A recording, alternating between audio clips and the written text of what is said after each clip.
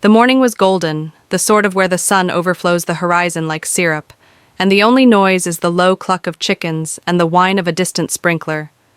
I was tightening a fence post on my land, a small slice of earth I'd earned through years of sweat and loneliness, when the screech ripped through the silence.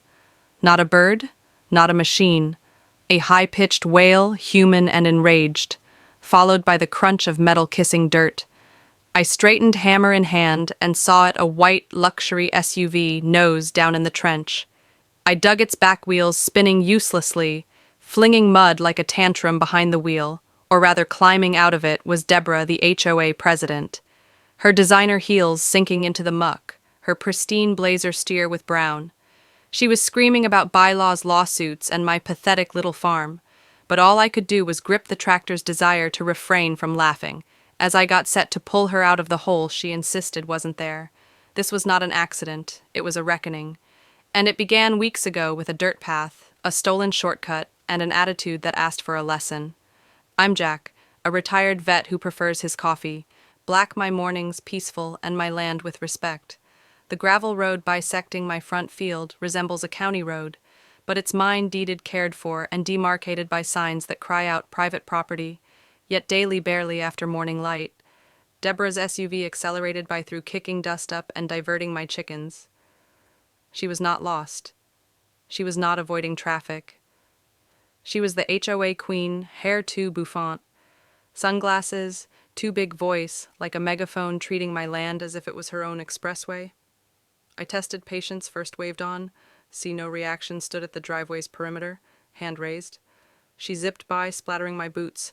I erected a larger sign, private drive, no through traffic. She dodged around it, smirking. So I attended an HOA meeting, though I'm not in their club, sat through their drivel about mailbox colors, then patiently explained my problem. Deborah smiled like a shark and said, "Perhaps Jack should be thankful anybody bothers driving past his muddy yard." That's when I knew it wasn't a mistake. It was rebellion, my property, my fence, my serenity. All of it was irrelevant to her. The last straw was after a storm. The road was slippery, the ground mushy. I awoke to tread marks carved deep through my grass, a broken fence post, and a lifeless hen flattened by the gate. Deborah had forgone the road and crashed through my field as if she were competing in a monster truck race. I was standing in the mud, glowering at the carnage, her pop music faintly echoing in my head. I didn't yell. I didn't curse. I poured coffee, sat at my kitchen table, and planned. I called Mike. An old army buddy with a landscaping crew, told him I needed a trench, not a ditch. A trap, wide enough to catch a car, deep enough to ruin a day.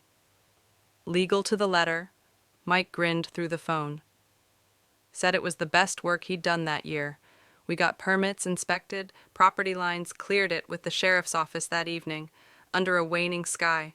We dug for hours clean and straight, covered by a tarp and a dash of gravel to conceal it. I left my tractor close by the next morning, faking to tinker waiting. Then I heard her engine, that familiar whine my heartbeat didn't speed it. Steadied. The crunch came, metal groaned, and Deborah's yell illuminated the brake. Her SUV became jammed front and submerged back tires scratching air. She exited, heels cracking pants, destroyed flailing like a trapped animal. "You fool," she yelled. "I'll sue you to oblivion." I sipped coffee, remained silent, said nothing. Let her vent when she demanded an amputation. I told her to hold on. I wanted cameras rolling that sent her over the top. She stomped, fell chest deep and nearly uprooted, clutching her crushed heel like a dethroned crown. I pulled her out slow and steady, the tractor chain pulling her SUV through the muck to my compost heap. No red carpet, just flies and the faint whiff of manure. She didn't thank me, just threatened to report me to the HOA. I reminded her I wasn't in if this was my land. My rules, she stormed off, slipping again. Her SUV left like a vanquished trophy. In my paddock, neighbors gathered, some filming Mike applauding, like it was a show by noon. The video was on the web set to dramatic music called "The Trench Strikes Back." It went around like wildfire, comments piling up with popcorn emojis and applause.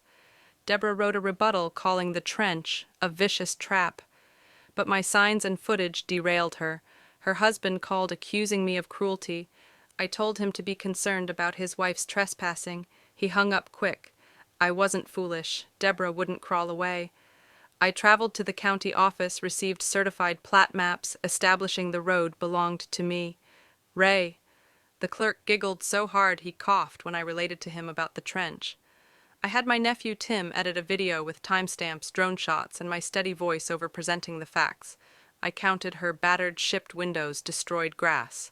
Busted gate $200 to sue, but prepare. Mike assisted me in fortifying the trench location with a steel fence, motion detector lights, and embossed plaques. Private road, no entry, trespassers towed by tractor if necessary. Neighbors crept along to take photos with their own Deborah tales. Fines for trash cans. Incite scoldings for sidewalk chalk. The block was awakening, cheering for me. Then arrived her counterattack, a letter, HOA logo burning, charged me with causing a public danger, and insisted I fill in the trench or risk legal action, signed by Deborah.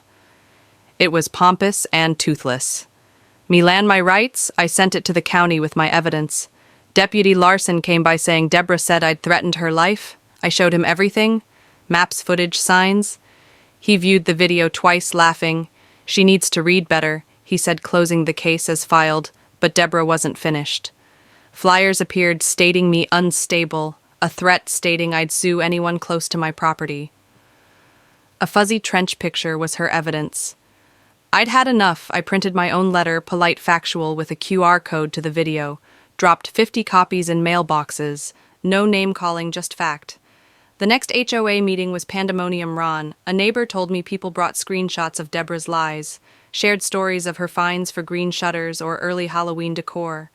A teacher, Ellen, exposed Deborah's solo rulemaking, evading the board a vote to suspend her past. Barely she stormed out, and soon her house was for sale, a glaring sign on her perfect lawn. The neighborhood exhaled porches filled with chairs, kids played freely, cookouts sprang up without permits. The trench was gone, replaced by gravel and signs, but its legend grew. A hardware store ran a trench-safe tools sale. A coffee shop sold the Jack's Java dark roast with a muddy swirl. I tried it, laughed, posed for a picture by a poster, defend your ground, dig deep. Weeks afterwards, a moving van came by, Deborah's old house. New residents, Tom and Sarah with 2 children, moved in. I brought peach preserve, gave the abridged version of the trench drama. Tom chuckled, guaranteed no problem. Their daughter Lily sketched me with my tractor by a muddy pit. I tacked it on my fridge. The county issued a letter verifying the road is private, commending my clean victory. Deputy Larson visited off duty with the last dismissal of Deborah's final grievance. He'd employed the tale in a seminar initiating discussion on boundaries and rebellion. Mike gave me a plaque, Jack's trench defending peace, one ditch at a time. I placed it in the barn, a quiet gesture to what we'd accomplished. Then one morning, Deborah visited my gate, subdued, clutching an envelope. Her voice was soft.